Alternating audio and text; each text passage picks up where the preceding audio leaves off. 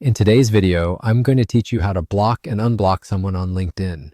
Let's make sure you can easily manage your connections on this platform. The process is straightforward, and I'll walk you through each step, ensuring you feel comfortable making these adjustments yourself. To begin, when you're on LinkedIn, look to the top of your screen where you'll see your profile image or icon. It's labeled simply as Me. You're going to want to click there. Doing this will bring up a menu with a few different options. Among these, select the option that says Settings and Privacy. This is your hub for managing all kinds of preferences related to your privacy and the visibility of your profile on LinkedIn. Next, within the Settings and Privacy section, direct your attention to Find Visibility. Click on that. As you navigate to this part of the settings, you'll discover various ways to control who can see what on your profile. Scroll down until you find Blocked Members. This is where LinkedIn keeps a list of all the individuals you've blocked. It's a handy feature if you ever need to review or change who you've restricted.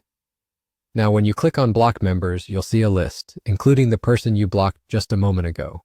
If you've decided to unblock someone, this is where you'll do it. Find their name on the list, and next to it, you'll see the option to unblock. Click on that. At this point, for security reasons, LinkedIn will ask you to enter your password. This step is crucial as it ensures only you can make these changes. Once you've entered your password, simply click on Unblock Member.